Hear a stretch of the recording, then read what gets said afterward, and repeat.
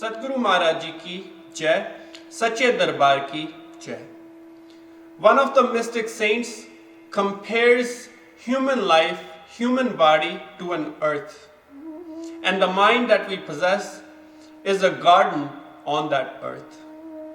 And he says, if the mind is impure, if mind is wicked and corrupt and unsatisfied, then it converts that garden into a thorny garden. Each plant would possess a pointy and sharp thorns. And imagine if you have to walk through a garden which is full of thorns, what would be the condition? At every step that you will take, it will cause you pain. You will have to be on full alert at every step that you take so the thorns don't prick you. And no matter how careful you are, thorns will still prick you, it will hurt you, it will cause you pain and suffering. And even when you will walk through it, it will rip off the clothes that you are wearing on your back. And there would be only an endless suffering walking through that garden, walking through that life. At every step, it will bring pain and suffering to you. Every person feels that their life is full of pain and struggle. And everyone else in the world is so happy and so peaceful. But yet when they speak to other people and they unfold their life to you, you come to know that their pain, their suffering, their struggles are even greater than your own. Each individual feel unsatisfied and they feel incomplete. And not only feel, they are incomplete. That's why unsatisfaction exists in their life. And doesn't matter how much wealth they possess, they need more. No matter how much beauty they possess, they need to change something. They're not satisfied of what they have. If someone has curly hair, they go to parlor to make their hair straight. They don't like the curls. If someone's hair are straight, they go to same parlor to get the curls because they're not satisfied with the straight hair. If someone is tall, they are not feeling comfortable. If someone is short, they're not feeling comfortable. If someone is thin, they want more weight. If you have more weight, you want to lose weight. No matter what, how God has kept us, how God has provided everything to us, we still feel unsatisfied and we want more. We want something different. Doesn't matter, sometime and most of the time, people don't even know what they want, but they want something and they feel unsatisfied. Once, cosmic God had a cosmic horse, and that horse possessed all the beauty, all the power and qualities. God gave that horse everything that he could and made it very, very beautiful. Time passed, but the horse thought that I could be more beautiful. I should possess beauty that is unparalleled. No one can compare up to it. So one day, when the horse was next to God, the horse spoke and said, "Oh Lord, whatever you have given me, the beauty and the qualities, I am forever grateful. You have given me so much, but yet I still want something more." So the God said, "What do you want?" He says, "I want more beauty.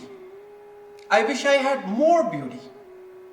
So God said, "How you think I can make you more beautiful? Tell me and I'll make you." So the horse said, "My upper body is not proportioned. My neck is too short for my upper body. So if you could make my neck a little longer." God said, "Okay, what else?" He says, "My bottom is too short. If I had thin and long legs, I would look much better. God said, okay, what else? The horse said, my back is too flat. If I could have little curve or muscles or little shape to it, it would make me look more beautiful. God said, what else? So horse says, that is it. So God says, get ready. I'm going to transform you. I'm going to give you what you asked for. And the transformation began. Slowly, the neck started to grow. The legs start to grow taller. And everything that the horse asked for was transformed and given. And when that transformation was complete, you know what that horse looked like? Do you want to know what that horse looked like? It looked like a camel. It became a camel.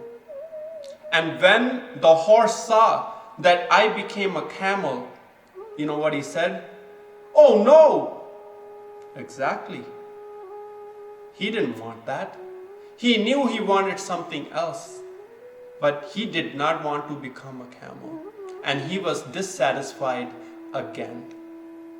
Same thing in our life, no matter what we possess, we still feel incomplete. We still feel dissatisfied.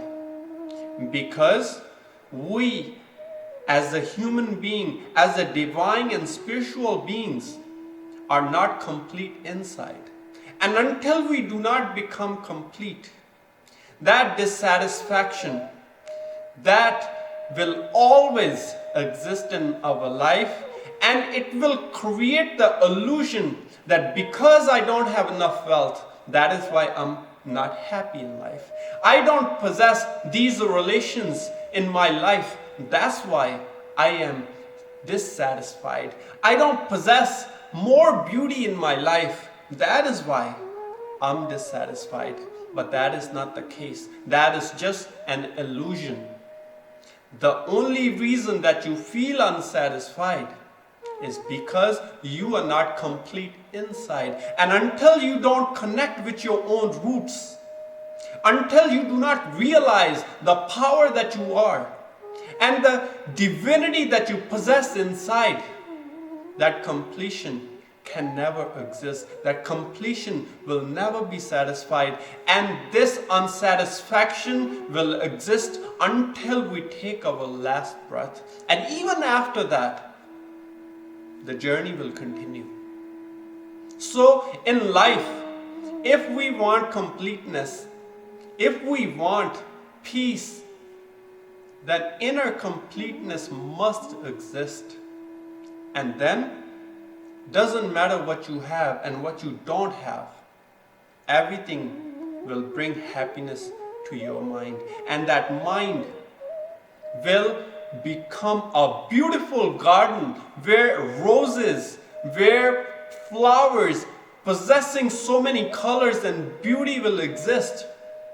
And the fragrance will take over your senses. And the only thing that will exist is just pure peace and happiness and joy.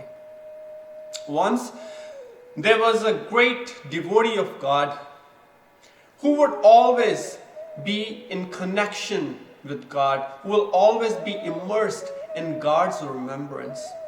And his fame spread in that kingdom.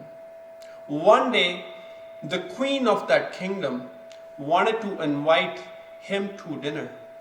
So she sent a message and he accepted. One day he went to the palace to have dinner with the queen. As he entered the palace, the queen welcomed him with so much respect, love and devotion. And she saw that he's wearing a very simple robe. And in his hand, he's carrying a bowl that is made out of clay.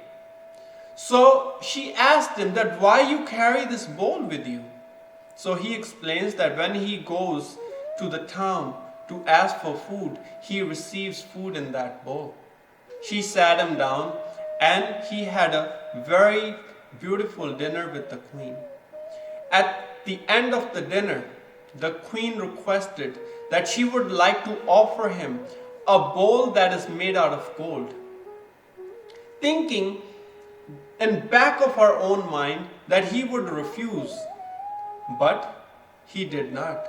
He humbly accepted it, because it did not matter to him if the bowl is made out of clay or gold. He didn't see anything different between the two, because he was so complete inside.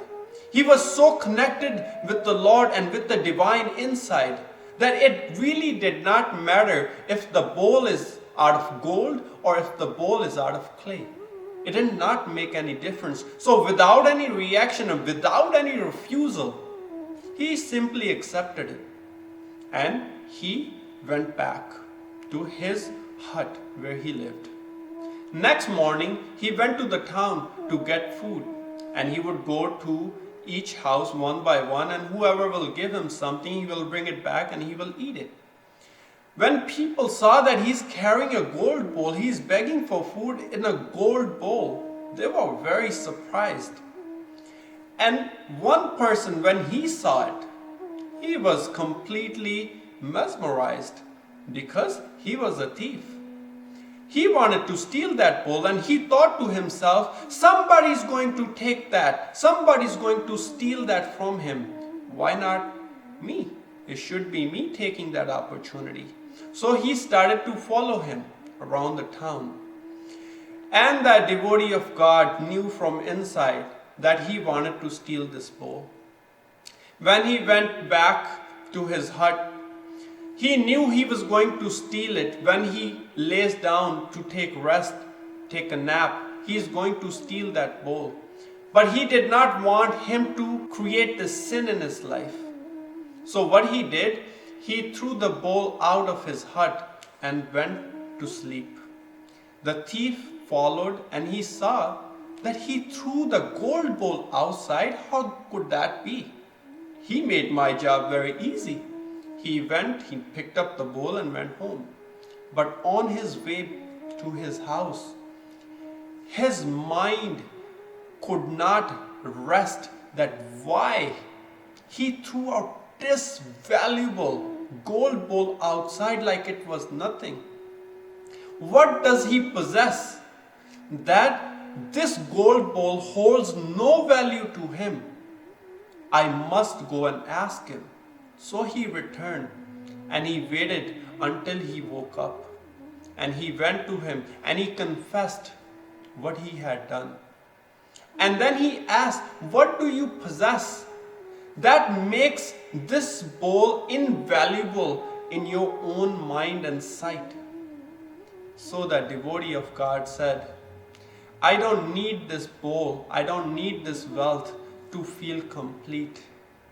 Realizing the beauty of God inside, realizing my own divinity within this body, I am fully satisfied.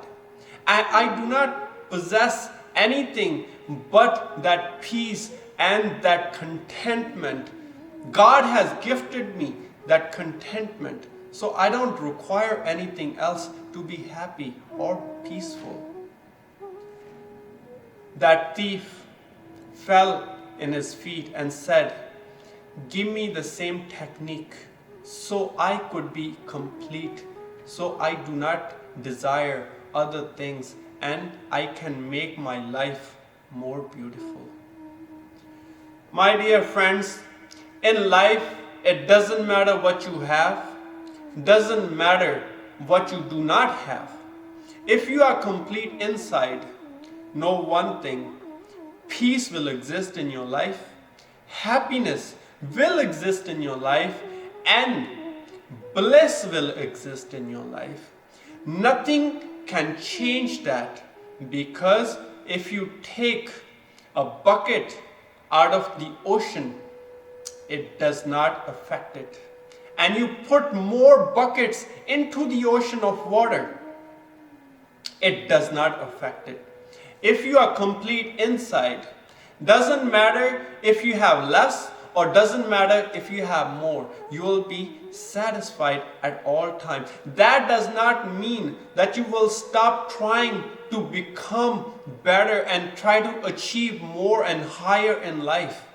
It's just, if you will achieve it, that peace will still exist. And if you for some reason are unsuccessful at achieving something in life, still you will be peaceful inside. So if you want to possess the beauty, if you want to make that garden beautiful, full of flowers, full of fragrance, then attain completeness inside. Find a company, a realized master, a realized teacher, a saint who can give you the technique through which you can complete yourself, through which you can attain completeness inside. So the outer conditions and outer circumstances do not affect you. So my dear friends, find such a realized master. And if you cannot, this is that teacher, this is that guru, this is that realized being who holds the ability, who holds the capability, and who holds the power to open the gate to our inner world, where divinity exists, where completeness exists, where bliss can be experienced. The first guru of Sikhism, Guru Nanak, beautifully says, he said, even if you do not see and experience God in your life, only if you have the desire to see and meet and experience the divine in your life, that desire is that great that can burn away all the small desires that may prick your heart and mind like a thorn and bring pain in your life. That one desire will eradicate and banish and vanish all the pain that may exist in your life. Now imagine having that desire, and on top of it, accompanying a realized guru, a master who can actually reveal that divine to you. What could that bring in one's life? It will make your garden a beautiful garden full of different flowers, possessing so many colors and so much beauty and so much fragrance. And that's the life God intended for us. So dear brothers and sisters, create that one desire, generate that one desire deep in your heart and mind. And then to fulfill that one desire, seek a saint, seek a realized master, accompany a guru who can fulfill that desire and bring that fragrance into your life, bring that beauty of that different flowers and different colors in your garden, and make you experience bliss in this life. So with that, I would like to conclude my thoughts for today. Until next time, Jai Marji Ki to everyone, and God bless.